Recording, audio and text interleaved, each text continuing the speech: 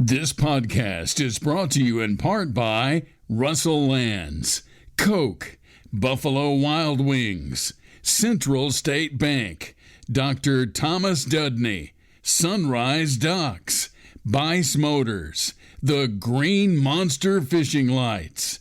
Now, back to Bubba on the Lake. B-U-double-B-A on the lake, hey. Wishing I could listen to the show every day, hey. Gotta hear what Bubba and his buddies gotta say on B-U-double-B-A on the lake. In the mellow yellow studio, putting on a show. Betty say, what? She always on the go. We got Hunter Bus sitting at master control. Don't wanna miss a moment, cause Bubba's got the flow.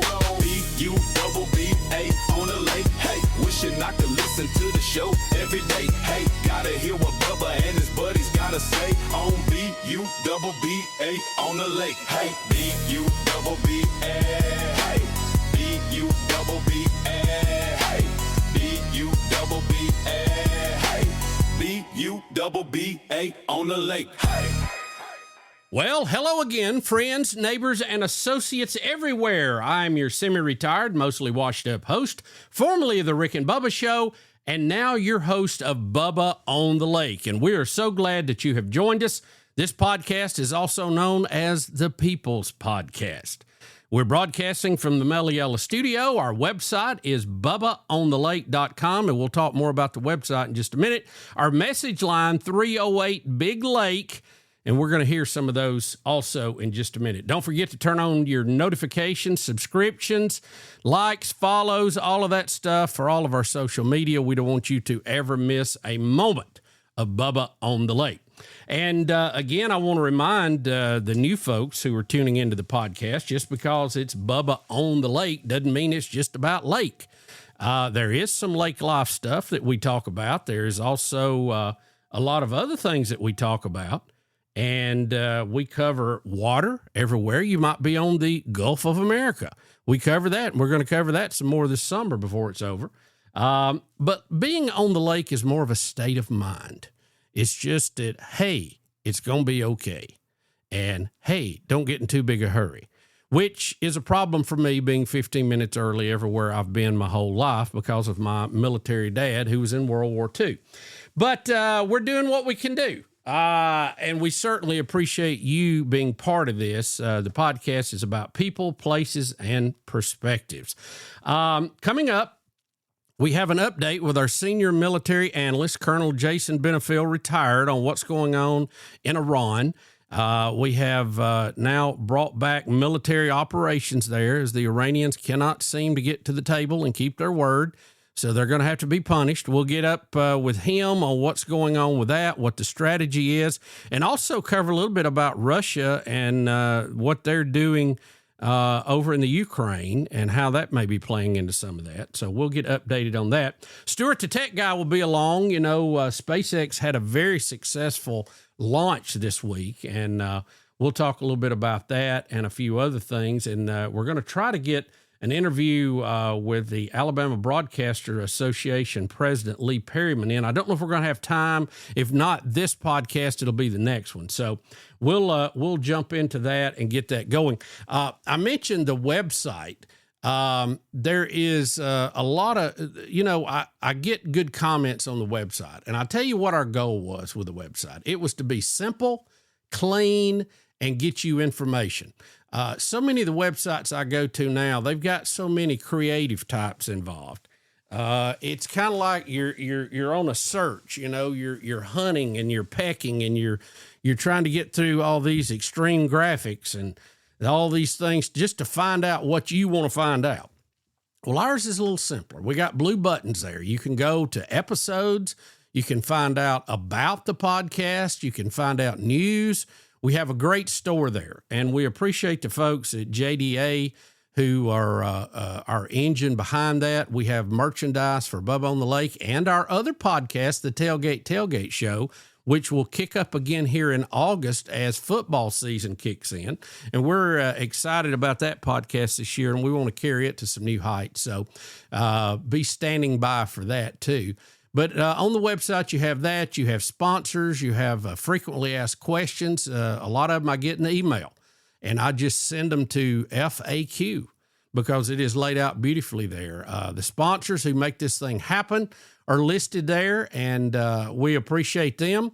You can find out more about them there. You can look at the folks behind the scenes, just really a few of the people who help make this show possible and do a great job with that. We have our Bubba. Well, I guess it's Bubba on the Lake, our Hall of Fame, where we have winners from past contests that are listed and are still there and will stay up as long as this show is possible and continues. Excuse me. So we're excited about that. We have Betty's Corner. She has some recipes up there, things that you guys have asked for over the years. It is there and available. And we have links. Don't forget to miss that. Hunter has a show he does on YouTube every Sunday night. He also is a part of the Barn that covers Auburn, if you're an Auburn fan. He has a show on there with Graham McLean, and it's called The Social Hour. And it's 30 minutes long, so you got to love that. My daughter, Caitlin, there's a link on there. She does a little blip on a program called Right Side Media. We're actually going to co-host and fill in for that next week, next Wednesday. So mark your calendar for that, and we'll also be hitting that on social media. We also have links over to our parent company, Intergalactic Pants and Tees, and of course the Tailgate Show. And for those of you that missed the Rick and Bubba Show, we have a link to Rick and Bubba's Greatest Hits. This is a podcast that's produced every week, Greatest Hits. So the show continues in its own magical way as long as you are listening and enjoying that. And I appreciate the folks that keep that going. I get a lot of good comments off of it. And I know that a lot of you missed the show. And as long as you're there with that podcast, it continues. So thank you for being a part of that. We're going to get into this. We have a lot to cover. Before we get started, though, I talked about the 308 Big Lake, our comment line, and we've got a few of those for you to enjoy. Bubba, love the show. Long-time listener since Q104. Love Joseph Scott Morgan. The first time he was on the show, I meant to text or call and request his return, so I enjoyed this second segment about that. Keep doing what you're doing. Everybody loves you. Thank you. Well, that's a very sweet, self-serving call for my fragile ego. I appreciate that. No, Joseph Scott Morgan is, he's a rock star, man. He is moving and shaking. And as we said in his podcast, there's some big things coming up in his future. And you're going to hear about it and you're going to go, wow, that's really cool right there. So here are a few more calls.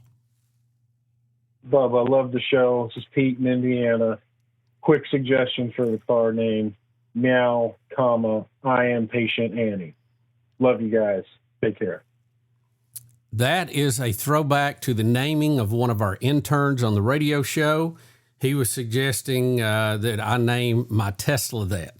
Very good, sir. I have to give you points for creativity because you went way back and drug that one out. That's a good one. Bubba, I'm an actual fan, and this is not a complaint. It's only an observation. I have sat in the golden seats, and I have sent you Saunders fudge in the past. Your new show, I find it very frustrating to spend time every Thursday looking for a show, and sometimes it's there, and sometimes it's not. Is there some way that you could be more consistent, or let me know when there is going to be, not just me, but anyone, when there is going to be a show and when there is not.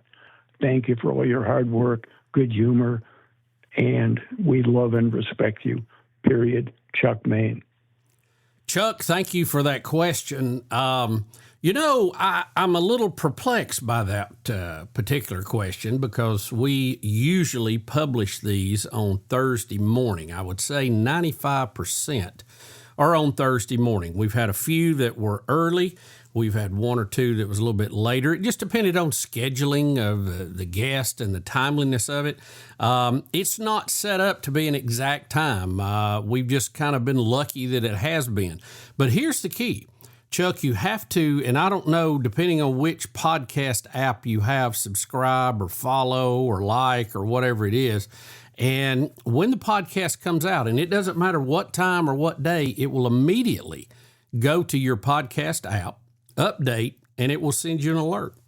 You'll say, hey, you got, Bubba on the Lake, a new one is in. So be sure to use that feature. I do with the other podcasts I listen to, and it is really great because the scheduling, I mean, it's not like network TV used to be. We're not going to hit it every day, but strangely enough, it's been pretty regular. So I don't know where that problem is. Can anybody help me with that a little bit? Clue me in, guys. Y'all know anybody? So shoot me an email if you can explain that. I understand what Chuck's saying, but I feel like they've been pretty consistent. I don't know. Maybe I'm missing something. So anyway, that's why we have the comment line. We work out these complicated issues. Bubba, I really enjoyed this last podcast of you and your wife's tour of the West. And I laughed when you sung My Humps. So Hunter Bussey, could you make an AI song of your dad singing My Humps, My Humps? I guess he was referring to the Grand Tetons, maybe. I don't know. I do remember singing that. I'd have to go back and listen. It has escaped me exactly what part of the podcast that was. But, sir, I certainly appreciate you asking for that. And Hunter always looking for a project. That may be something we have coming up. Anyway, it might be a good promo for the Grand Tetons. Anyway, thank you so much for those calls. And you, too. We get many of these. We don't air all of them. Some of them are, maybe a little more hostile or a little confused, and it's just too much. But we air some every now and then that we think you might enjoy, and that those come from 308 Big Lake. So feel free to leave your comment too, and you might make it to air. 1, 2, 3, 4. We'll be right back. What a matchup we've got, folks. Just nonstop action. The energy is electric and the fans are all in. An intense game like this calls for a Coca-Cola. Ah, crisp and refreshing. That's a game changer. Yeah, that taste scores every time. And just like that, they're back at it. Passionate fans and an ice-cold Coca-Cola. Now that's a winning combo. No matter the team, no matter the sport, everyone knows fan work is thirsty work. Enjoy a Coca-Cola. On the water or off, experience lake life to the fullest at Russell Lands on Lake Martin. Grab a latte at Brew 63, linger over lunch at Fanny's, or take in a Lake Martin sunset at Kalijah Restaurant. Whether you're here for the weekend or you've made your home at the lake, Russell Lands is where community and the land come together. To learn more about upcoming events, visit russelllands.com.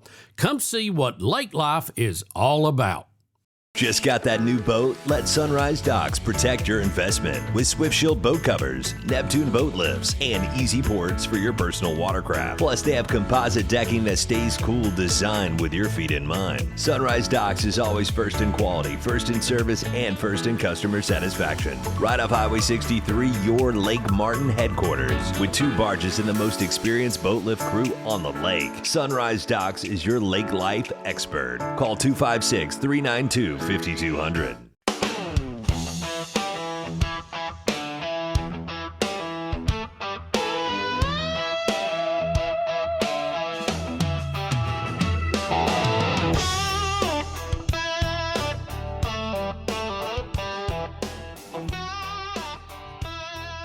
right, folks, we're back, and we have senior military analyst to Bubba on the Lake, retired Colonel Jason Benefield. Colonel, welcome back, and the bombing has continued in Iran, and as you and I both predicted, we didn't think that what we did would be enough and that they would use all kind of stalling and negotiating tactics, which they have. Trump gave them a chance to get out and have all the bridges and power plants left, but they're going to be difficult. Where are we at? Well, as you said, we sort of talked about last time, they're difficult to negotiate with for several reasons. The IRGC, as long as they maintain some control, are going to fight and continue to be difficult. They're not going to recognize sorry about that. They're not going to recognize the authority of the folks doing the negotiating. And they're playing the long game on this. So they're looking at the longer planning horizon. And absolutely do not care if their people suffer. And we've applied a lot of economic, military pressure, and it's gotten into this Groundhog Day where they've been agreeable at the negotiating table. And as soon as the deal was signed, they went back to sabotaging the deal, disrupting the Straits of Hormuz. Even though the military was neutered, they're not capable of doing large-scale operations. This is a suicide bomber society. So the IRGC is determined to fight no matter what deal is negotiated. There's not an acceptable deal for them.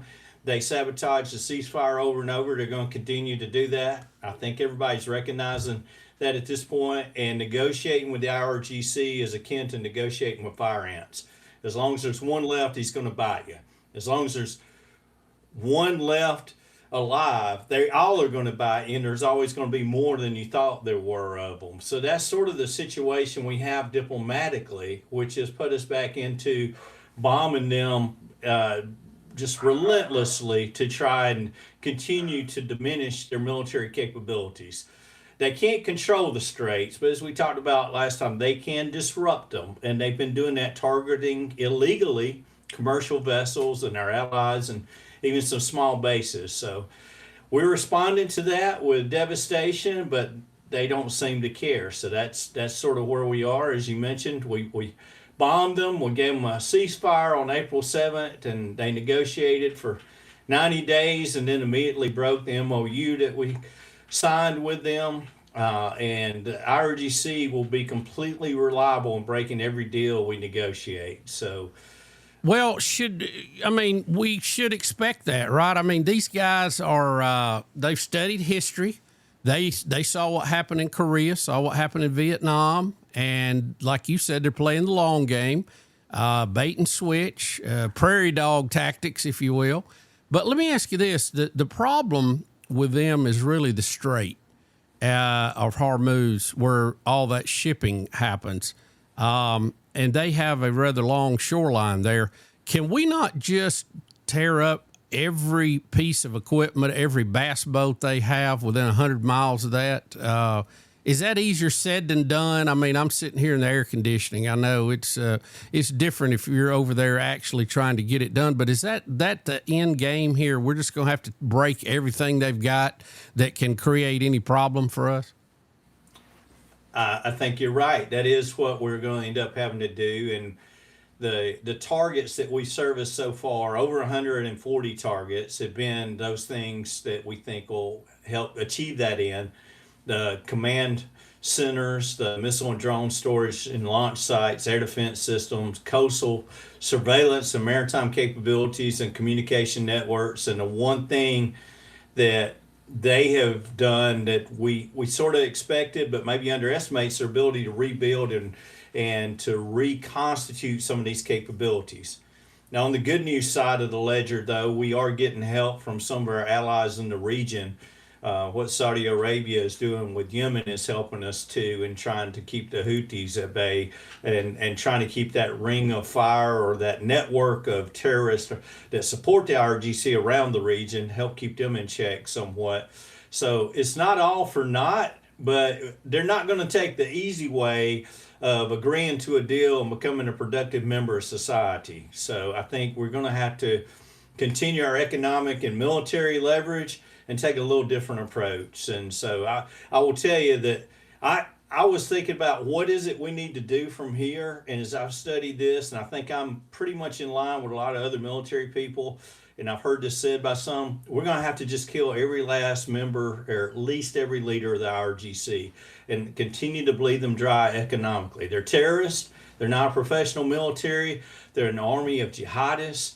They're religious zealots and ideologists who would rather their people starve to death than to ever surrender to us or even agree to a deal. So if you give them $50 in aid, they're going to spend all $50 on rebuilding military capability and let people starve. And they're going to continue to kill Iranians who oppose them, or even ones who don't support them enthusiastically enough. They've done that to the tune of 53,000 or more so far.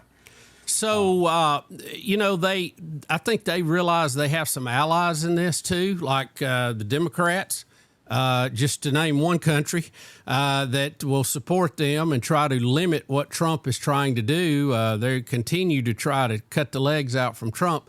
Don't they understand that if, just presenting a united front against enemies that want to kill us is probably the best way to go? I know you hate Trump and you want to oppose. If Trump says it's sunshiny, you're going to say it's rainy. It's this derangement thing is just at a whole new level, isn't it? It is. And I actually had those points to cover. I'm going to go ahead and jump to that since you brought it up. But this is something we need to recognize, not just as political opposition, that there are Iranian operations going on in this country.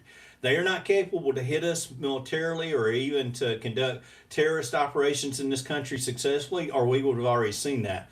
But they are darn sure operating in the information environment and conducting information operations against us. And we need to call those out for what they are. For instance, and you alluded to it, and I'll go a little further in calling it out, when a foreign-born mayor of a city agrees to meet with the Iranian ambassador, but he threatens to arrest the leader of our strongest ally in the Middle East with no authority to do so, we need to look closely at what he is doing and what laws are in play there. Because if he's enacting his own foreign policy, that's a violation of the Logan Act. And if he's providing aid and comfort to the enemy, well, that gets into the area of treason, and we can't imagine an American mayor in World War II meeting with the Nazis and then threatening to arrest Winston Churchill. But that's sort of where we are right now. Isn't that crazy? Isn't that just crazy? It's Looney Tooney. And he got caught doing this because he thinks he's a little bit of a Teflon Don and it doesn't going to have, he actually thinks he's going to benefit from it politically with his base. And he thinks he can stop short of maybe breaking the laws outright, but he can flirt with that to appease his very anti-Israel base and some of the crazy left wings that just hate anything Trump's doing. But there's other people who are doing that too. We need to watch for the Iranian information operations in the forms of political contributions to some of these people.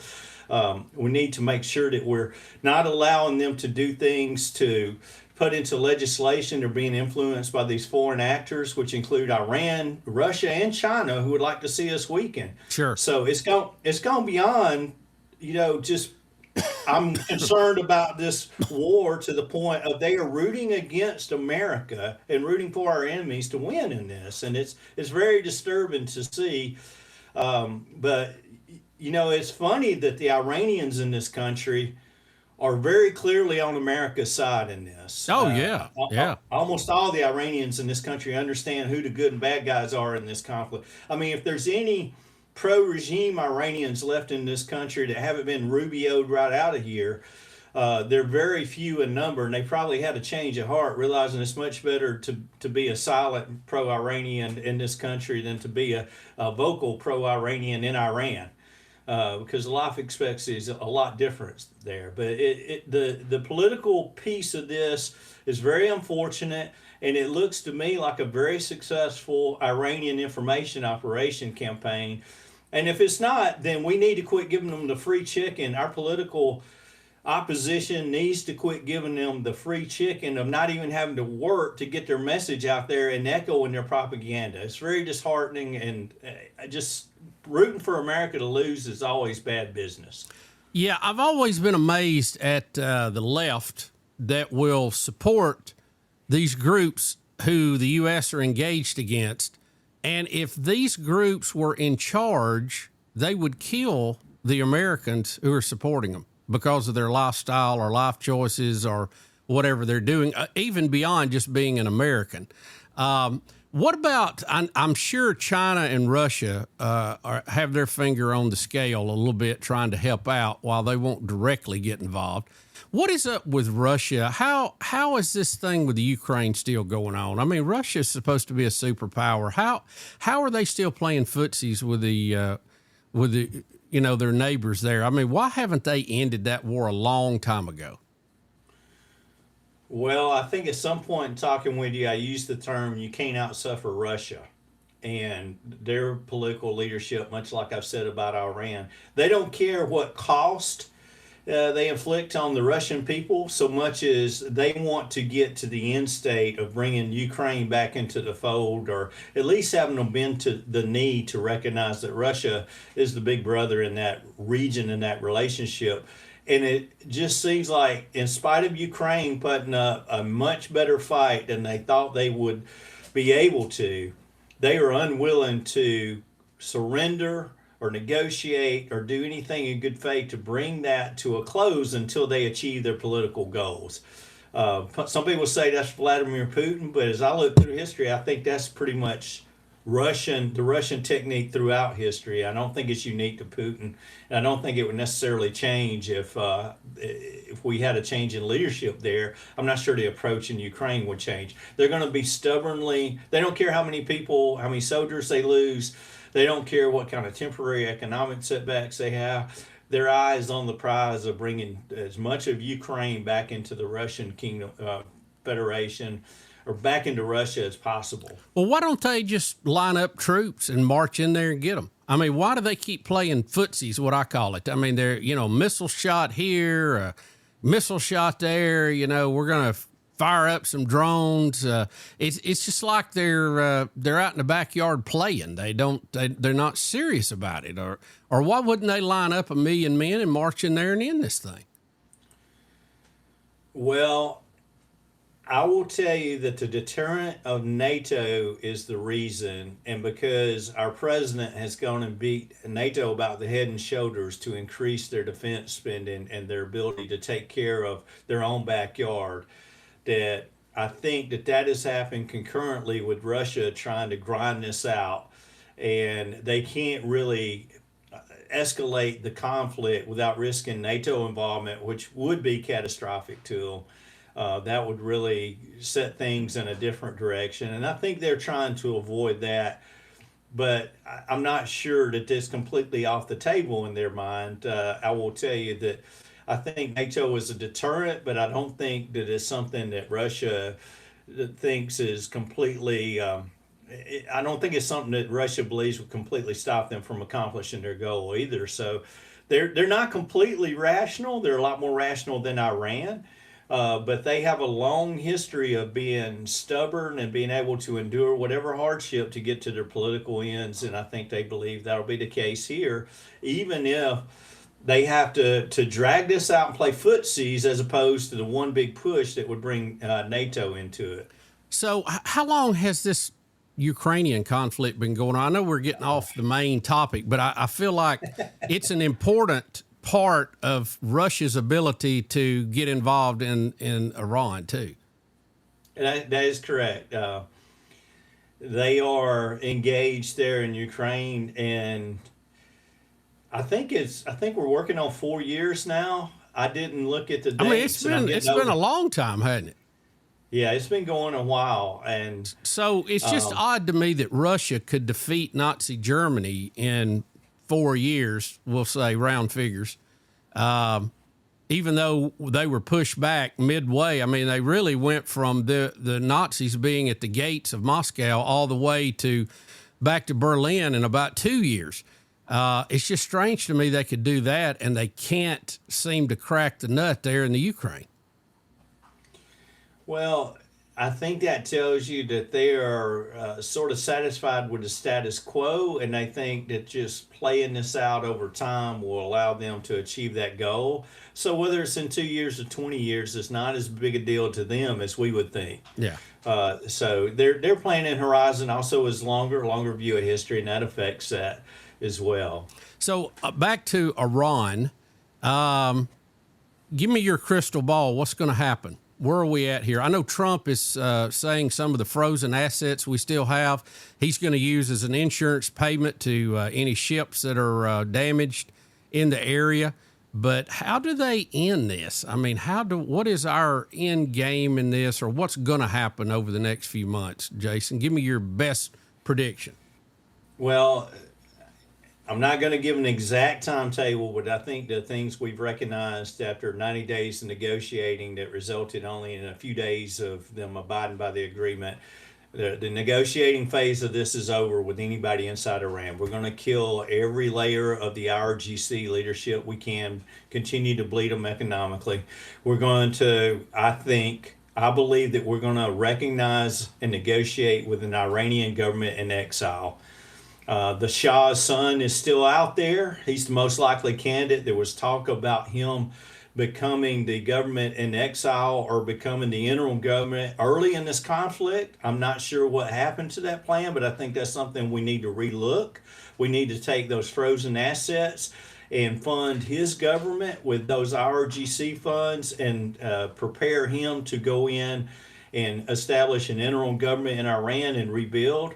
We also, when the conditions are right, meaning we killed all the fire ants we can find, to arm the Iranian people and let them finish the IRGC off internally, set the conditions for this change, and then assist the Shah's son into coming in and establishing a secular, not a theocracy, but establish a government outside the theocracy that includes a pathway to elections and becoming part of the world community and international agreements that they will abide by, and having a government that actually can enforce their agreements upon the army, and the army being separate from the IRGC. But they've got to dismantle the IRGC and enforce these international agreements so people can take Iran at its word once again and let them re-enter the world community.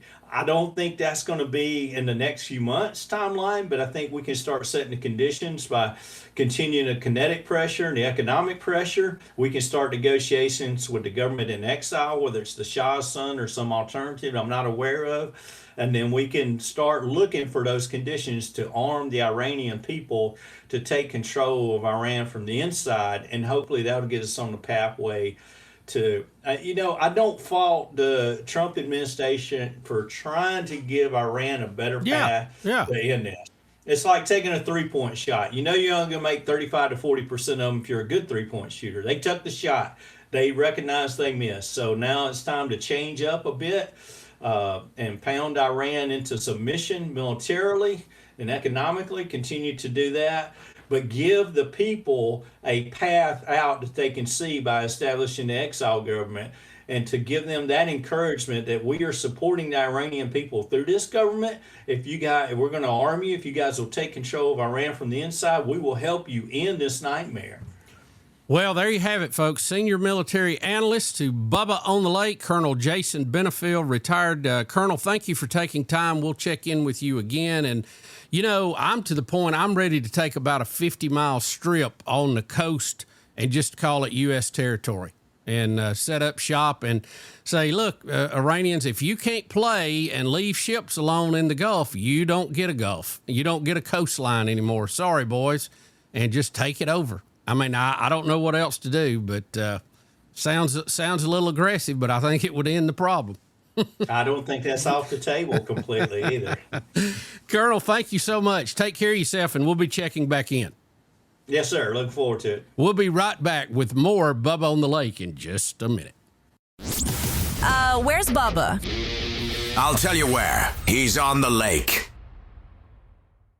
On the water or off, experience lake life to the fullest at Russell Lands on Lake Martin. Spend your mornings with breakfast at Fanny's. Afternoons, you can explore over 100 miles of trails through Russell Forest. And for dinner, how about the Southern farm-to-table flavors at Spring House? Whether you're here for the weekend or you've made your home at the lake, Russell Lands is where community and the land come together. To learn more about upcoming events, visit russelllands.com. Come see what lake life is all about.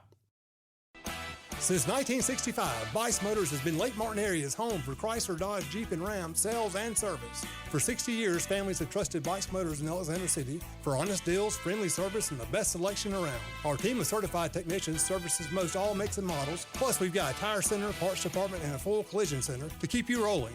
Bice Motors, your hometown Chrysler, Dodge, Jeep, Ram dealer since 1965. In Alex City or online at bicemotors.com. Buy it at Bice. Bice Motors. Please join us in welcoming Dr. Bethany Swanson, who has recently joined the practice of Dr. Thomas Dudney at Alabaster Aesthetic Dentistry and is welcoming new patients. Together, Dr. Dudney and Dr. Swanson are expanding dental services to better serve patients, whether you need a routine cleaning, cosmetic dentistry, restorative treatment, or simply a new dental home.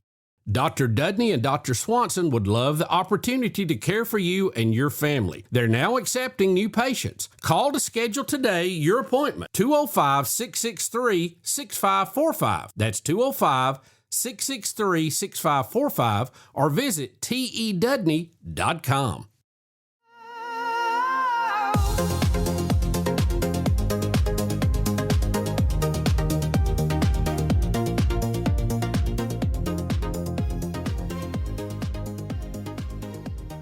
Well, we're joined by Stuart Brockwell from Surge Technologies, Birmingham, Alabama. He's the titan of tech.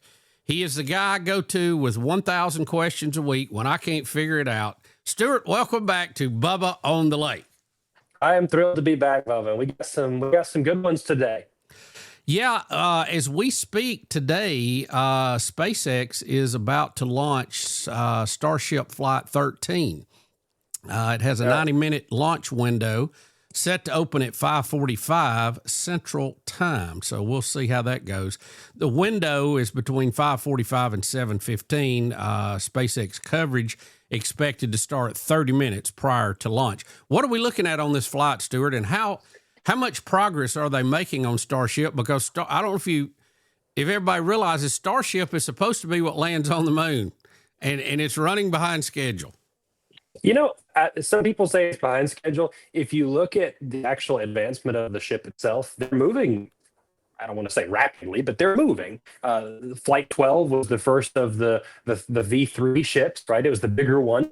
The first time they were trying out the new Raptor engines that are the crazy simplified design. And the hot staging didn't go too well on that one. Why? Talk a little bit about hot staging, what it is.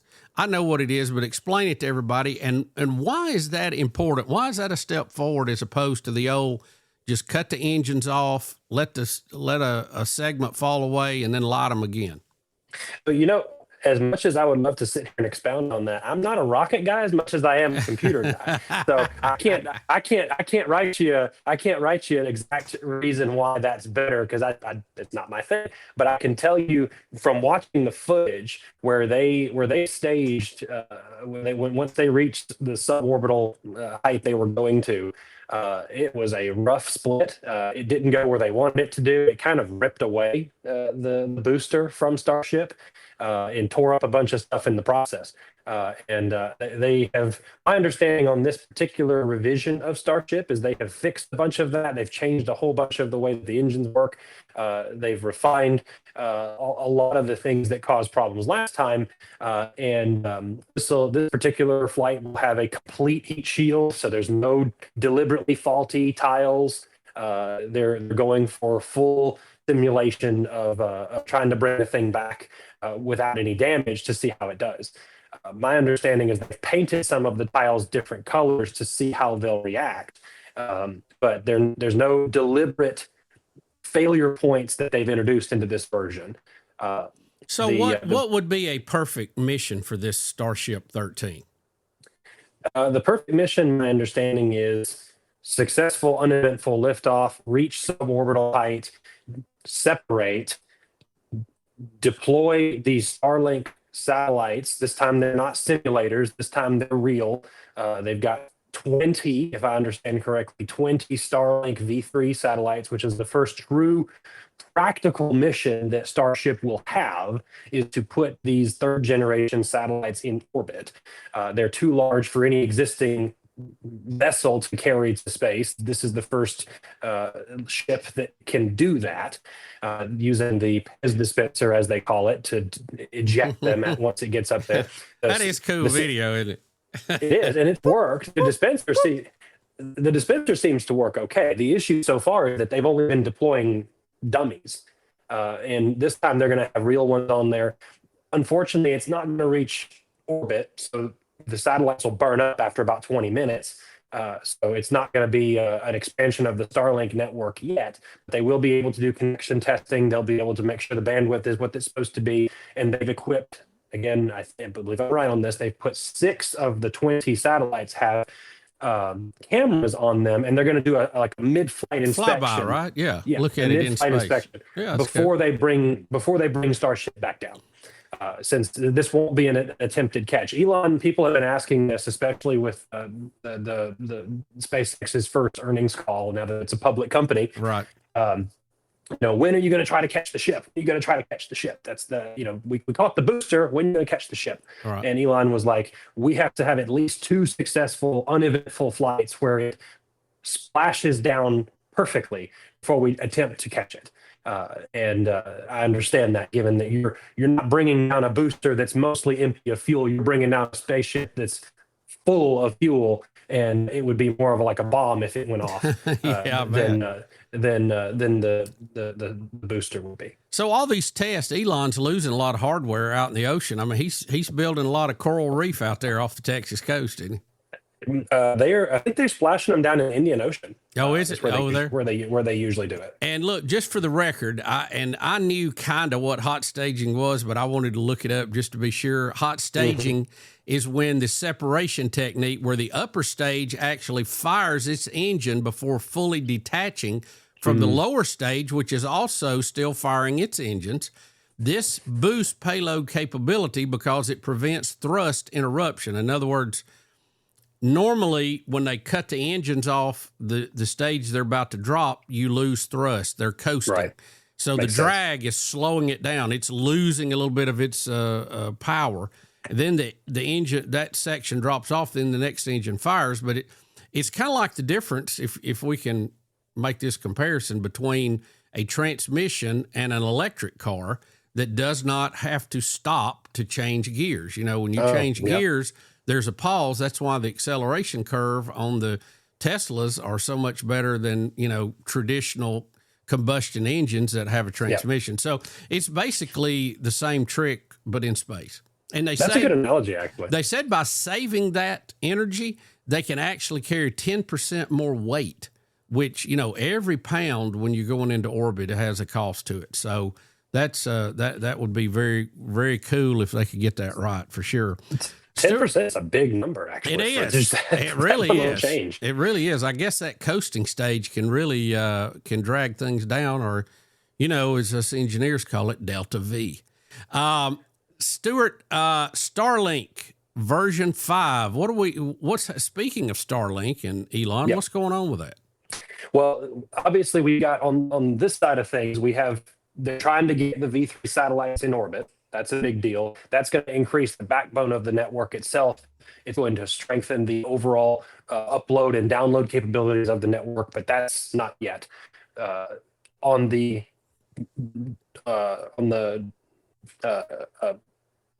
Earth side of things, down here, planet side, the new Starlink V5 terminal, the current generation Starlink terminal is the V4. A lot of people call them V3 because there was technically 2 versions, but there have been there's 4 technical versions of the Starlink terminal. You on your house, you've got the V2 terminal. The V3 increased bandwidth.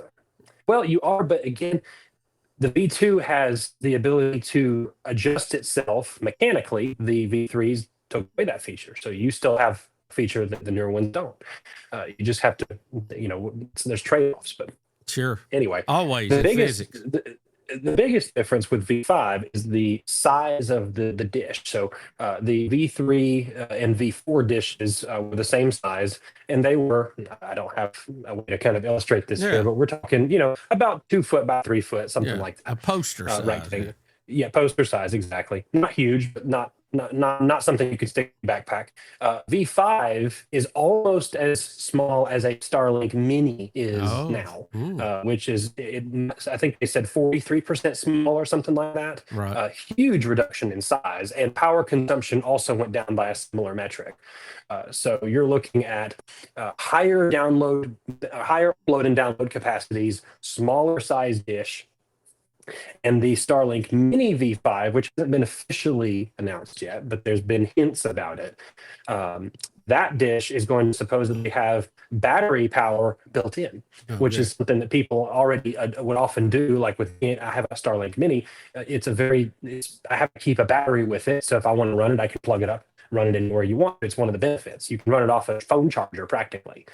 And so they decided to integrate the battery into the new Mini, which has not yet been officially announced, but we've seen hints about it. And just as recently as yesterday in Tesla earnings call, it's not one of our topics for today, but they showed some skeleton internal cutaways of the Cybercab, the driverless car, and they have integrated Starlink Mini V5s into those vehicles. All right. That is how we know a little bit more about it.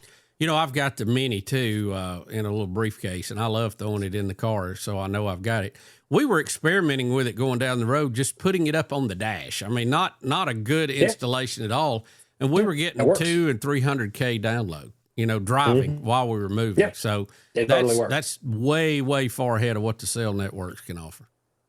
It's ahead of what they can offer, both in terms of performance, but also range. You could never reach the level of coverage that satellite can. They just this is not really what I intended to mention, but they just opened. SpaceX has now got Starlink Mobile, a cell service available in one of the eastern countries. I don't remember which one off the top of my head. I didn't have this written down, but they're clearly moving toward cellular service of some kind. So as soon as that's available here, I'm getting rid of Verizon. I'm sick and tired of Verizon. I don't know about you. My coverage has gotten worse and worse and worse over the last 10 years. I can't take calls in my basement anymore, and I used to be able to. I just give me Starlink in my iPhone all day. Well, do you think it'll come to that? You'll just have coverage and you won't know if it's satellite or a cell tower or, you know, a hotspot or whatever. I mean, it's just going to bounce around between sources and it'll be, I think, fairly invisible to the user. They'll never know the difference. Exactly. It will be completely transparent. It's already a thing. They're already doing that. It's a matter of bringing it stateside and, starting a new cell phone provider in the States is a complex endeavor, but I'm sure they'll pull it off. Stuart, talk to us a little bit about some of the AI out there. I know you were telling me that ChatGPT is in the news. Okay, so this is kind of the big topic I wanted to highlight today because it's fascinating for a lot of things. First off, have you heard anything about the GPT 5.6 containment breach that happened Tuesday night? No, I have not. Okay, not a word. Okay. All right, I'm going to lay this out for you and everybody listening here. This is a really, really fascinating story. Okay, so everybody knows ChatGPT. It was sort of the first large language model AI to really take off, right, in 2022, roughly, right, when it started to move forward, and people figured out what these things were. Now we have Claude and Grok, and we have Gemini and these other ones, but the original ChatGPT, they're still doing a pretty good job. OpenAI, despite my disagreements with them company-wise, they have really smart people there, and their model is genuinely good. Right. So they were running a test, apparently. So it goes. They were running a test Tuesday on this model, GPT 5.6, codenamed Sol, S-O-L. And this particular test, as they often do with these models, is they were giving it a challenge, some kind of a project to complete, and then they were going to evaluate it based on its performance in the project and then tweak the model and so forth. Right. This particular project they gave it to do was a cybersecurity related task where it was supposed to find a given weakness in a program, exploit it, and then write some sort of a report or give some answers on how it did that. They ran GPT 5.6 inside of a sandbox. Do you know what that term means in IT? Yeah, it's not out in the wild. It's a closed circuit. Exactly. It's isolated. It has its own little private chamber. It can't access the internet. It can't access other systems. And they gave it, like when we were in high school, they gave us the tests, and you can't open your books. You have to do it off what you know, right? And that's what they did here. They said, okay, GPT 5.6, here's your challenge. You have your test. You can't do anything with the internet. You got to work with what you know, right? And so they started this test. And about this time, another company by the name of Hugging Face. If you don't know what Hugging Face is, Wait a minute. Give me that name again. it's exactly what I said, Hugging Face. Hugging Face. Okay. Yeah. So Hugging Face, if you don't know what it is, you ought to. Anybody with AI interests should look this up. It is effectively the online encyclopedia for AI models. It is a nonprofit, as far as I'm aware, but their website catalogs practically every AI model in existence, and their website has incredible amounts of resources on information and learning and how these models operate and research, and they partner up with most of the major AI companies to provide resources to them. So OpenAI has a relationship with them, as do all the others. They're generally kind of a neutral ground for collective research. All right. So Hugging Face, they announce, while this is going on over at OpenAI, Hugging Face suddenly announces that they are under they are now under a sophisticated cyber attack that they've never experienced before. And they don't know what's happening or where it's coming from. They're able to figure out that the patterns of behavior look like an AI agent performing the attack because the attack is too quick and non-human like. It's moving too quickly. Right. And so they deploy they're an AI research company. So they deploy one of their own AI agents internally to chase down this intrusion. And they're able to determine that it's coming from OpenAI. And they're like, okay, what's going on? So I'm assuming the phone call was made. Hey guys, what's going on over there? What are y'all doing? Right. And they're like, I don't know. Let's find out. And so they end up releasing a joint press release that evening. And apparently what happened, they gave GPT 5.6 this challenge, and it decided that the best course of action to complete this challenge was to hack its way out of the sandbox. It exploited an unknown bug in the sandbox, broke out, moved itself to another system, an OpenAI's network that had internet access, hacked Hugging Face's network because it figured, hey, this is an AI challenge they're giving me. They probably have the answers. And so it broke into their network to find the answers, effectively looking for the cheat code to the test it was given. So instead of actually solving the problem, it made the decision, I'm just going to cheat. And it went for the likeliest place to have the answers it could, broke in, and got what it wanted. So there are so many takeaways from this. Yeah, and that's scary. That's scary, isn't it? It's fascinating from a lot of different angles, and I'll get your take on this. But my two biggest takeaways are, number one, it just broke containment, and it didn't really have to try that hard. Right. This is OpenAI, easily top 3 AI companies in the world, if not top 2. They couldn't contain their own agent, and it just broke out. So that's number one. The other thing is that when presented with a challenge, the model decided that instead of solving the problem, the fastest route to completion was to cheat. That's a very human response. Yeah, I started to say a lot of humans go that route, don't they? I know. It's like a high school boy who's like gets into the principal's office to steal the answers to the test. It's exactly like that. Yep. And another thing that I would mention too is it got into Hugging Face's network. It had theoretically limitless control. It could have unleashed all sorts of problems, caused all sorts of issues. And instead of causing problems or anything like that, it just took the answers and left. Imagine if this model had been malicious had any malicious intent to it at all. And it chose not to. That is, that's interesting. Very interesting that they couldn't sandbox their own experiment. They couldn't keep it contained. Maybe they should tell it to build a better sandbox. I think that a lot of questions have to be asked about this one. This is, as far as I'm aware, this is the first time that a modern AI has broken out of its chains and gone rogue, and done something outside of the theoretical. This is it's a pretty scary thing when you look at what it managed to do and how effortlessly it did it. Yeah, that is a little concerning. I'll give you that.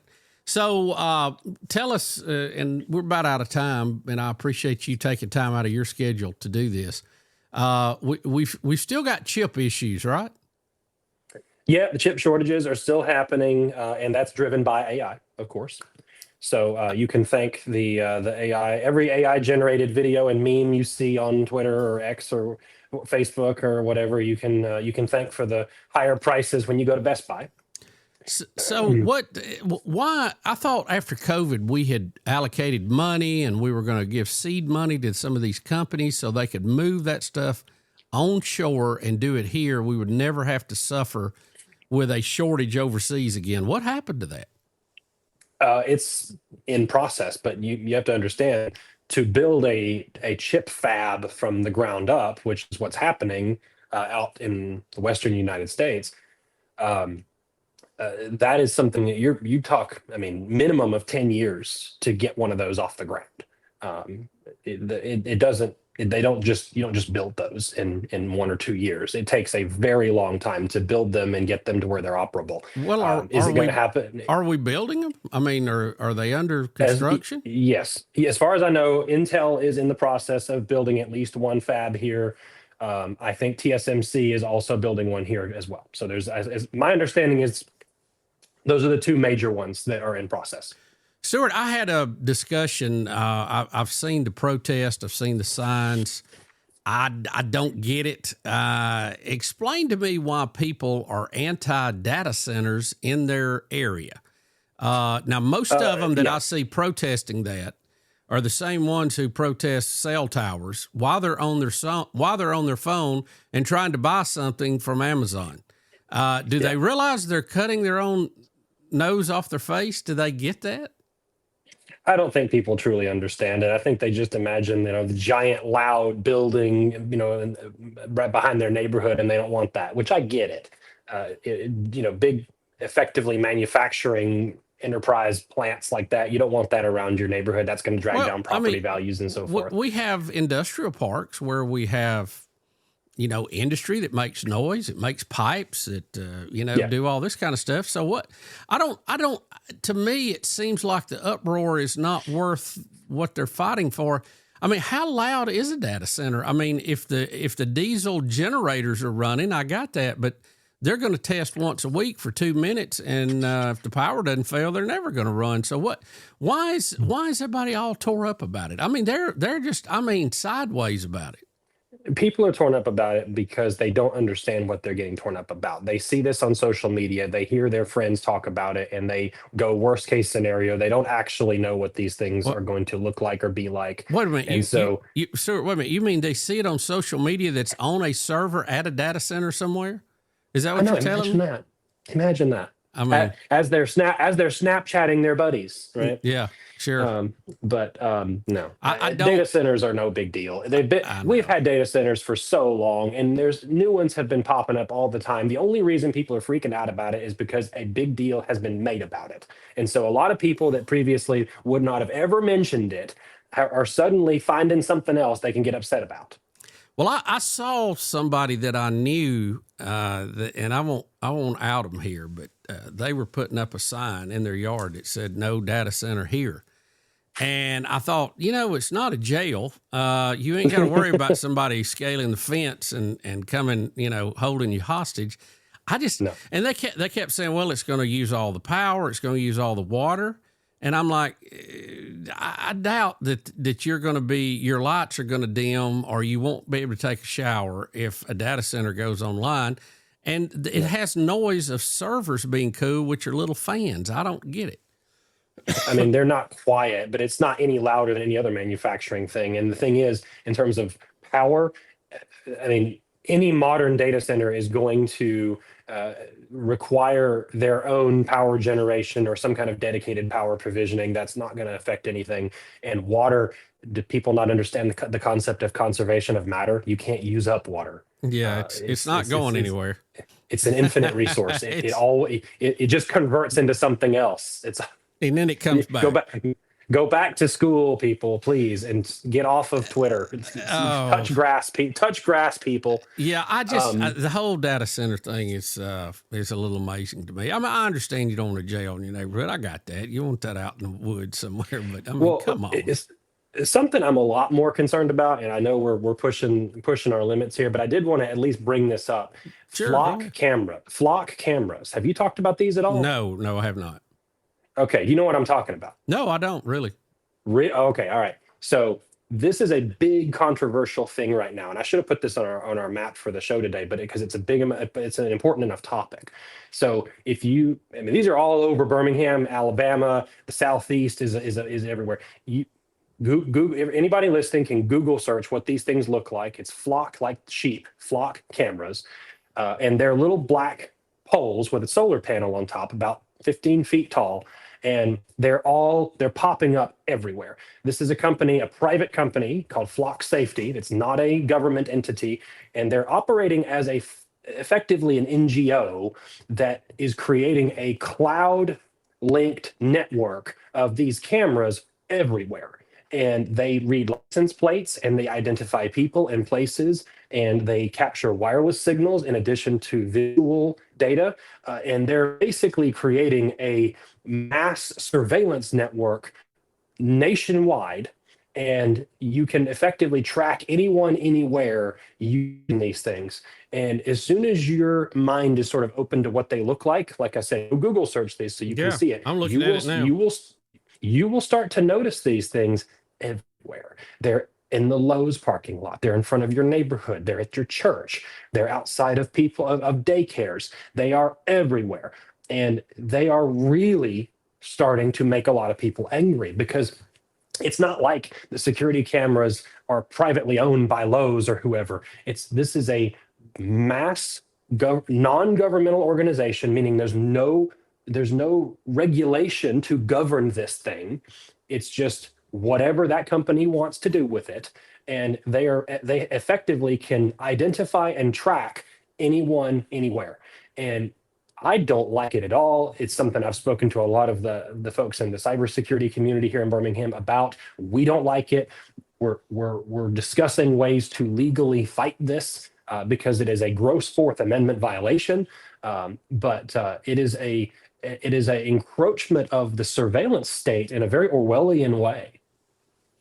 So according to looking here online, it says that they operate in over 5,000 communities across 49 U.S. states, and they perform 20 billion scans of car tags in the U.S. each month. Yep. 20 billion. Yep. They are very active, and I'm seeing these pop up everywhere. Why are you worried about them knowing where you're going? What you doing out there you ought not be doing? It's less of what I'm doing. It's kind of, okay, I'll put it this way. My stance on the flock cameras is exactly the same as my stance on guns, right? I'll tell you that I own a bunch of guns, but it's not your business to know where I've got them, what I'm doing with them.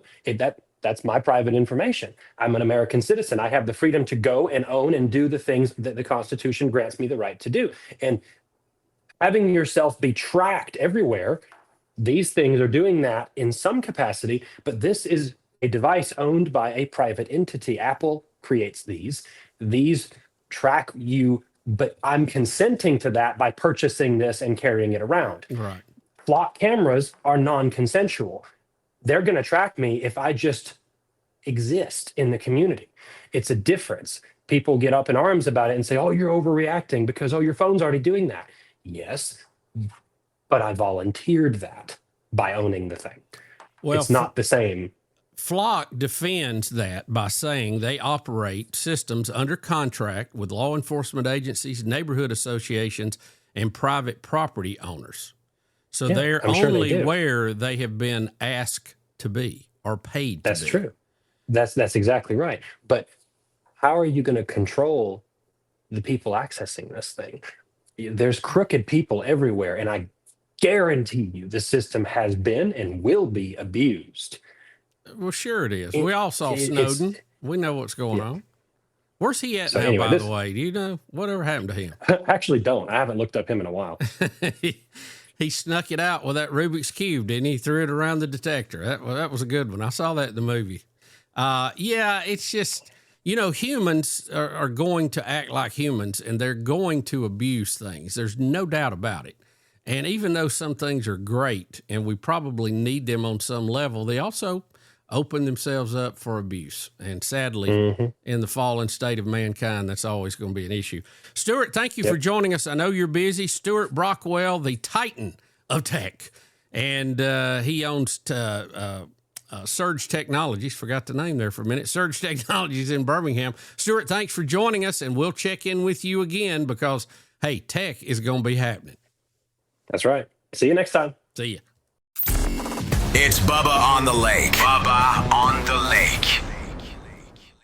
You know one thing I love about Buffalo Wild Wings? You can get wings with any of their 26 sauces and dry rubs for takeout and delivery. That's like bringing an entire B-dubs home with you, which you can't do. I tried. I've knocked down so many walls, only to then be told to halt construction because I'm not zoned to be a sports bar. Kind of just looks like a big pergola or something because of the lack of walls. At least these 26 sauces and dry rubs are available to go. Buffalo Wild Wings. Let's go sports bar. At Central State Bank, we believe community banking is more than just transactions. It's about relationships. For over 100 years, we've been helping neighbors grow, businesses thrive, and dreams become reality. Because when you bank local, you invest in your community. Central State Bank, large enough to serve you, small enough to know you. Visit us today or learn more at centralstatebank.com. Member FDIC. On the water or off, experience lake life to the fullest at Russell Lands on Lake Martin. Want to know what's going on around Lake Martin? Check out the calendar of seasonal events that include Fridays on the Green, naturalist events, fireworks, concerts, poker runs, boat shows, juried art shows, boat parades, and much more. If you're here for the weekend or if you've made your home at the lake, Russell Lands is where community and the land come together. To learn more about upcoming events, visit russelllands.com. Come see what lake life is all about.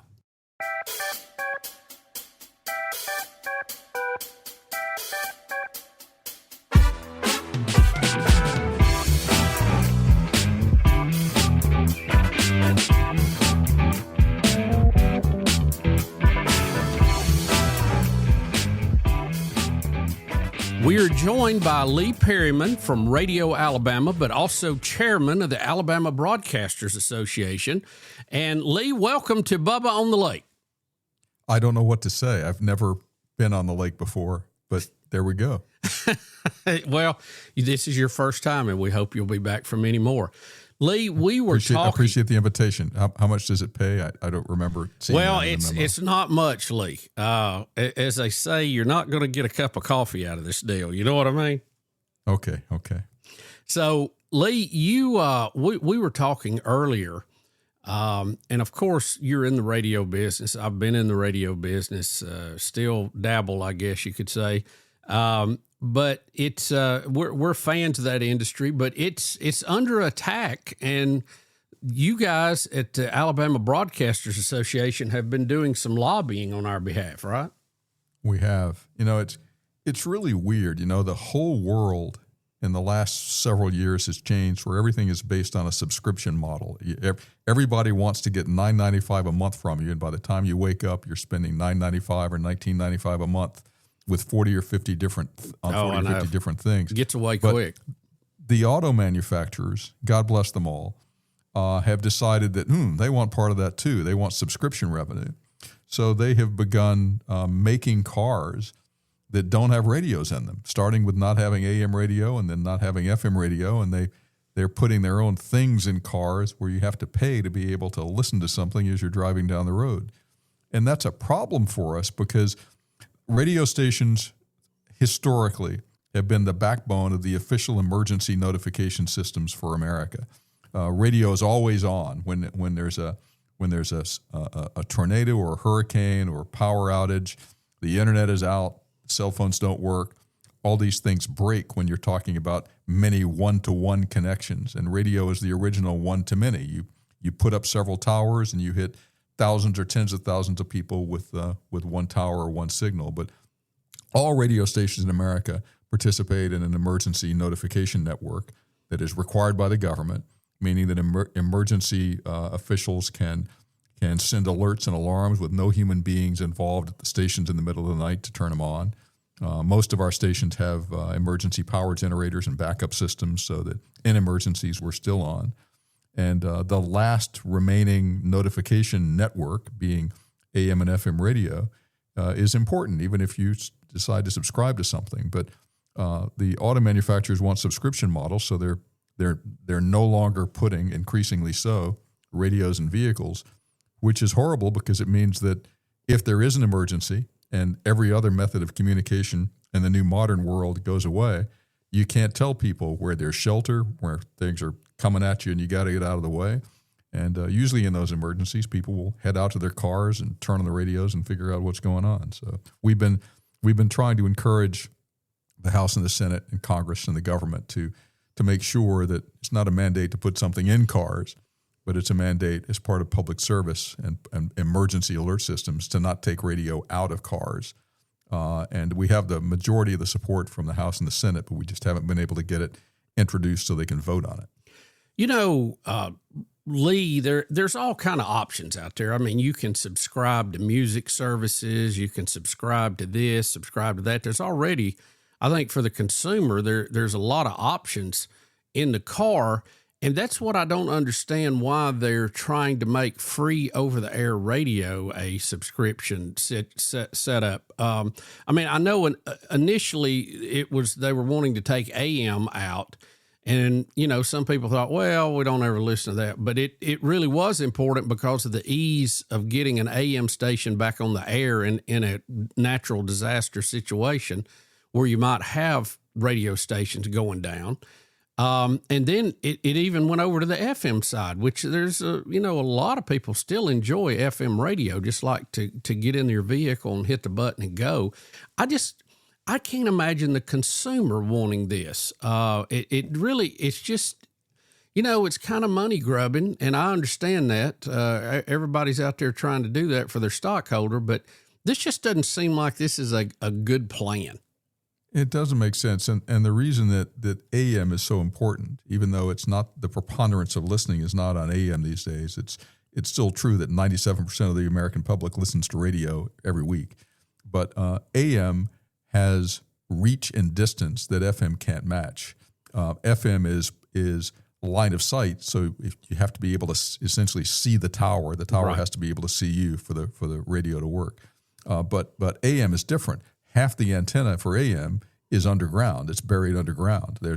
On one of my stations, I've got 3 miles of copper buried underground. It's the soil conductivity that transmit the signals. So AM is important because it's not about line of sight. It will go a long way. And in the cases of emergency, tornado, hurricane, alien attack, AM may be the only way to be able to understand where you're supposed to go so you can be safe. Yeah, I mean, from an engineering standpoint, if an FM signal goes down, if a tower goes down, you've got to rebuild an antenna, you've got to rebuild feed line, which you may not have access to. With an AM, you literally can take some wire and string up a dipole in between some trees and get back on the air. So, I mean, it's that part of it I thought was, something that the public needed to know. But, taking it a step further, even the FM out, I can't imagine, growing up loving radio like I did. And like I say, there's options there. You can subscribe to satellite. You can subscribe to streaming services. There's online radio stations. But, not to have just the good old FM and even AM that you can, punch up for free is just kind of mind-boggling to me. I would think the consumers would be very, very anti this. And the thing that's most boggling to me, this is not an argument that the members of the House and Senate overwhelmingly approve this as part of public safety. I saw the reports yesterday. The opponents of this, which are basically car manufacturers and their friends, have spent millions of dollars lobbying to try to block it, to try to make sure that we can't help people keep radios in their cars in cases of emergencies. I don't understand why it's worth millions of dollars to take something out. It doesn't make sense, except for the fact that they're trying to build a revenue stream, a subscription revenue stream. And Lee, I want to mention one more time, you made the point, but I just want to be sure people understand it used to be called EBS, Emergency Broadcast System. It was replaced with EAS. Is that still what they're using, EAS?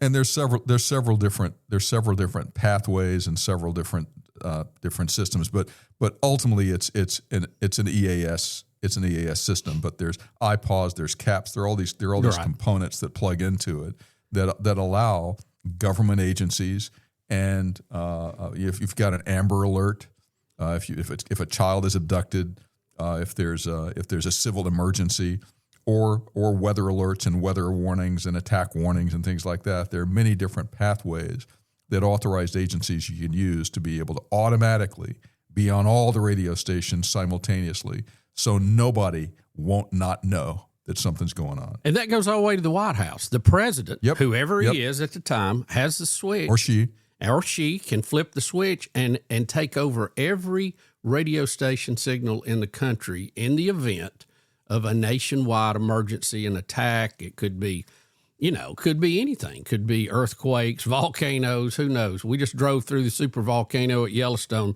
Lee, a few weeks ago, and I tell you, when that baby goes up, I hope I ain't here. I'll tell you that. But the drama doesn't have to be the world is coming to an end stuff. We've done probably 15 or 20 emergency alerts this week, including a child abduction alert that just ran a few hours ago. Right, I saw that. It's important to, that it's important to understand. There's nothing wrong with people having preferences. There's nothing wrong with cell phones. There's nothing wrong with the internet. There's nothing wrong with any of that. But there has to be a free option, and the free options are built. Radio stations are required to provide this technology. Every single radio station and every single television station. And how in the world the government could even conceive of allowing it to be dismantled by car manufacturers that are working on trying to build a revenue stream, it doesn't make any sense. No, it seems to me they would, come up with their own service and try to sell subscriptions to it, or, override some of these other ones coming up. That way they don't have to have all this investment up front. But I don't get it. I really, it just doesn't make sense to me.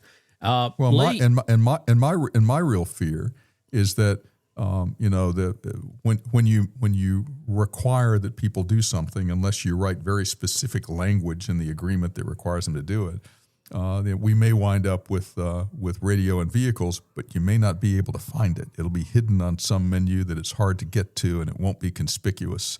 And they will have achieved the requirement, but not the efficiency of actually people being able to find it in emergencies, because everything's about dotting I's and crossing T's and negotiating. And the story I saw last week, which is important too, is that most consumers are confused.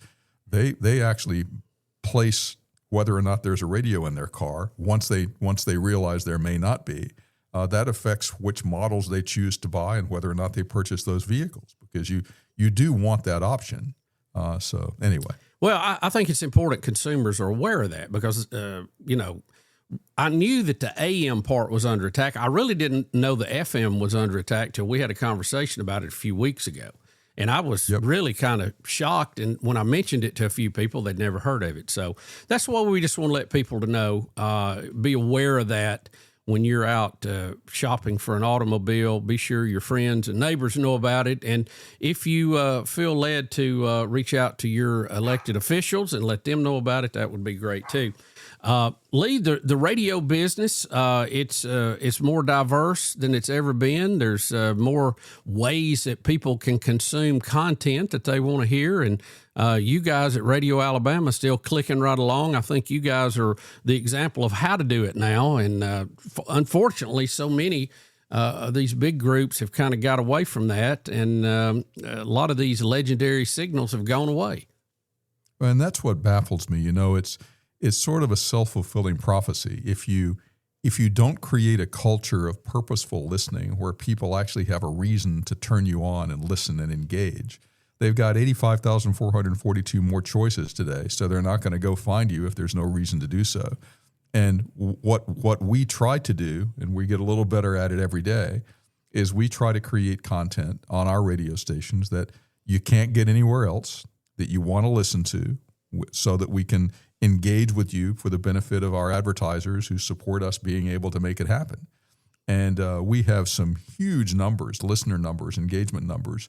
We haven't been able to monetize it yet, meaning we're not making a fortune that we need to be doing, like you. But it's very important to make sure that there's a reason to listen. And a lot of the people who are in the radio business these days, the big ones, have tried to make everything as efficient as possible, where they'll have one disc jockey doing 47 different stations, right? And not talking about things that are happening locally.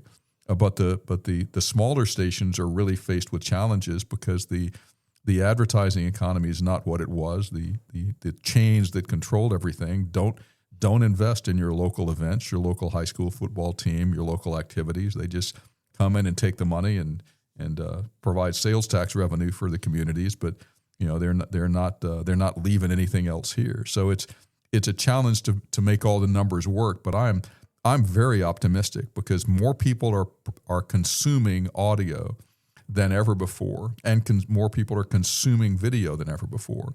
It's just not about rushing home at 6 o'clock or 10 o'clock at night to watch a television newscast. It's not appointment viewing or listening. It's people want it when they want it on whatever device they're using.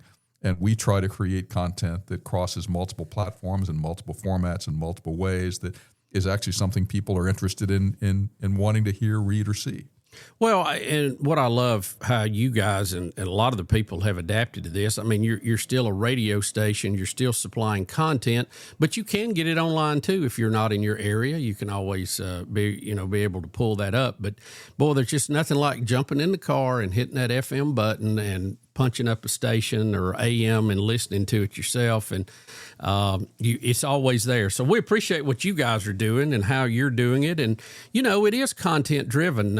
It wasn't too many years ago, God rest his soul, Rush Limbaugh, really revitalized the AM band because people wanted to hear what he had to say. So I think you can't look over his career and not say that content can make anything come alive. Absolutely. That's very, very, very true. And I firmly believe that people want to hear more local programming. They're not craving to be able to listen to somebody in California. They want to know what's happening in their communities and their hometowns and their regions. And that's the core reason behind what broadcasting should be, keeping people educated, informed, involved, engaged, promoting events, creating a lift for everything that's happening in local communities. And that doesn't happen when you're listening to Spotify or Apple Music or whatever. It's great for entertainment, but it's not great for connecting communities. Lee, how many folks you got you have to pay every month? It's really sad. I was explaining that to my accountant the other day as I was justifying it. But we operate 13 radio brands in East Central Alabama, and we have 63 people on the payroll. The full-time list is much shorter than that, but people who get paid to help us with stuff, right, which includes a lot of high school sports, sure, was 63 people as of the last time I tried to balance the books. Well, But you don't just stand back and turn on a radio and hope everybody's going to send you their money. You got to earn it, and we do it because when we do football, it's not just about showing up at a stadium on Friday night, flipping a switch, calling a game, and going home. We have 5 or 6 people involved all the time during the week. Student profiles, interviews with coaches, putting together things that are going to be on the website, getting things ready for apps, interviewing people. Lots of content is produced throughout the week that finishes itself on a Friday night, and then you restart. It's not just about showing up and going home. It's about creating an entire experience. And I call all of everything we do our ecosystem, but I spell it ECHO instead of ECO, because it's all about making sure that the content is available on whatever platform people might be able to use at that particular point in time to engage, either on demand or live. I don't know that people fully understand what you're talking about, but you guys, Nobody does. The model that you guys have created and used at multiple schools are amazing. I don't want to give away the secret sauce here, but you guys, like you said, you're engaged during the week. You take these schools and you become their sports information person, and you promote them, and you do things all during the week. And like you said, the ending, the big crescendo to this is a broadcast on Friday night, but you guys are working it, and people can get more content about their local high schools and their sports programs than ever before. Well, and while you were making a fortune in your radio career, yeah, I was with the Associated Press dealing with global technology for most of my career. And when it became time to get out of Washington, D.C. traffic and come home, my focus has been, and people get confused about this because my focus is not to come home and get rich. My focus is to come home humbly and find a way to give back. And one of the ways that we give back, and I've got great people who execute on all of this, is shining lights on high school athletes.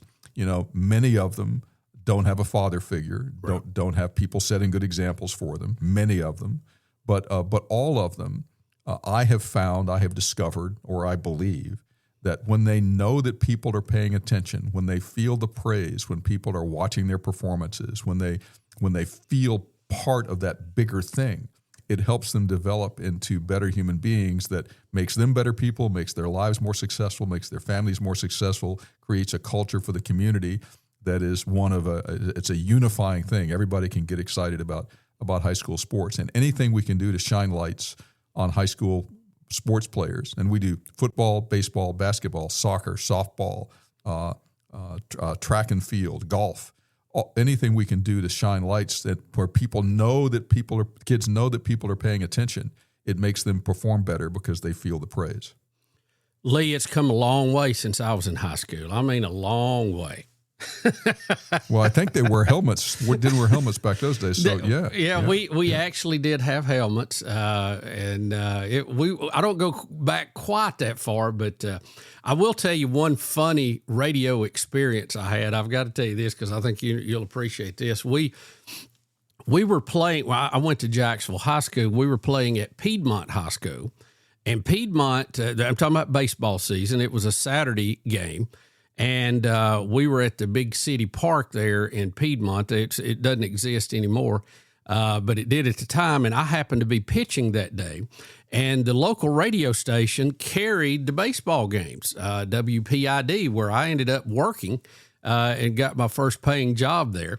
But it was so funny because they had the announcer up in the booth, and everybody in the outfield had pulled their giant truck up, with the big wheels on it, and they had the radio going. So I'm out on the mound, and I'll make a move to in the stretch and come up, and you hear the announcer going, "Bussy in the stretch, comes to a halt," and you hear that echoed. Everything you're doing is coming right back at you, and that was the funniest thing to me, to be like in 11th grade and be able to experience all that. So, again, just local radio can do some wonderful things, and you guys have reinvented it, and you're doing it the right way. And let me just say, as a fan of radio, we appreciate you guys. Well, and again, I appreciate everything you do in setting examples so that everybody I know wants to be like Bubba. So, but that's I don't know about that's that. important. But it's the inspiration that you drive through everything we do because of the example you set. We know that we can be better and bigger because Bubba did it. Bubba stumbled through it. Anybody can do it. But no, Lee, you guys have been good too, and we've partnered up on some podcast radio things. All content oriented, and I love the fact that we're that you have that attitude of, hey, let's give this a shot, let's try it, and have a little fun with it. And we did that with our tailgate show, and hopefully we can do some more stuff. But that I thought that was a great partnership where we had a podcast, and then it was also available on the radio as people were headed to the stadium on Saturday. And I thought that was a great partnership and idea. Absolutely. And we appreciate so much that you keep coming up with these innovative ways to make people want to listen to you. Well, it's it's that or throw food off the building. We've only got a few choices, so we've done that too. but it's very interesting. It's sort of like the old E.F. Hutton commercials. When Bubba talks, people listen. Lee. No, it is true. Okay, it's absolutely true. I owe you absolutely dinner. True. I know. I got you. Okay. Lee Perryman, the chairman for the Alabama Broadcasters Association, also the fearless leader of Radio Alabama and his group of stations. Lee, thank you for joining us and updating us on that. And I hope that soaked into everybody that somebody's trying to get you free radio, and I hope that you don't let them do that. Thank you. See you on the radio. See ya. You're listening to Bubba. Whoa. Bubba on the Lake. Illuminate your night fishing adventures with the ultimate in submersible fishing light technology. The Green Monster Fishing Light attracts bait fish and game fish in all water environments. Turn any dock into a vibrant feeding frenzy. Compact, tough, and energy efficient. The Green Monster Fishing Light will provide endless hours of family entertainment and enhanced nighttime visibility for safe docking. No dock, no problem. With our 24-inch portable Green Monster Fishing Light, start landing trophy fish tonight. Visit thegreenmonsterfishinglight.com. Just got that new boat? Let Sunrise Docks protect your investment with Swift Shield boat covers, Neptune boat lifts, and easy ports for your personal watercraft. Plus, they have composite decking that stays cool, designed with your feet in mind. Sunrise Docks is always first in quality, first in service, and first in customer satisfaction. Right off Highway 63, your Lake Martin headquarters, with 2 barges and the most experienced boat lift crew on the lake. Sunrise Docks is your lake life expert. Call 256-392-5200. What a matchup we've got, folks. Just nonstop action. The energy is electric and the fans are all in. An intense game like this calls for a Coca-Cola. Crisp and refreshing. That's a game changer. Yeah, that taste scores every time. And just like that, they're back at it. Passionate fans and an ice-cold Coca-Cola. Now that's a winning combo. No matter the team, no matter the sport, everyone knows fan work is thirsty work. Enjoy a Coca-Cola.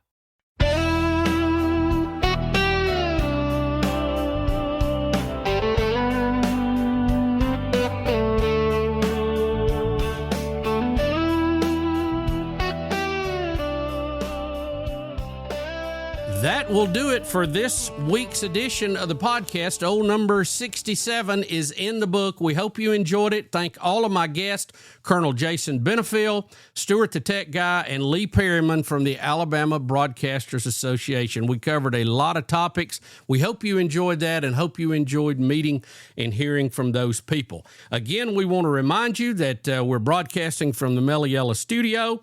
Our website is bubbaonthelake.com, and don't forget to turn on notifications and follow so you will not miss a thing. We also want to thank our folks at Russell Lands, who's a sponsor, and you need to go to russelllands.com to get the latest information, what's going on, like Friday on the Green. You see who's playing this week. Go out, get your lawn chair, enjoy that. They also have a great app for your phone. And I tell you, the Russell Land folks do so much around Lake Martin. If you're in the central Alabama area, you need to be up on all the happenings there. So again, folks, thank you. Follow us on social media. And until we sail into port or tie up on the dock again, remember, God loves you, and so do we. And thank you for being part of Bubba on the Lake. This podcast is brought to you in part by Russell Lands, Coke, Buffalo Wild Wings, Central State Bank, Dr. Thomas Dudney, Sunrise Docks, Bice Motors, the Green Monster Fishing Lights. B-U-double-B-A on the lake, hey, wishing I could listen to the show every day, hey, gotta hear what Bubba and his buddies gotta say on B-U-double-B-A on the lake, in the Mello Yellow studio, putting on a show. Betty say, what? She always on the go. We got Hunter Bus sitting at master control, don't wanna miss a moment, cause Bubba's got the flow. B-U-double-B-A on the lake, hey, wishing I could listen to the show every day. Hey, gotta hear what Bubba and his buddies gotta say on B-U-double-B-A on the lake. Hey, B-U-double-B-A. Hey, B-U-double-B-A. Hey, B-U-double-B-A. Hey, B-U-double-B-A. hey, on the lake. Hey.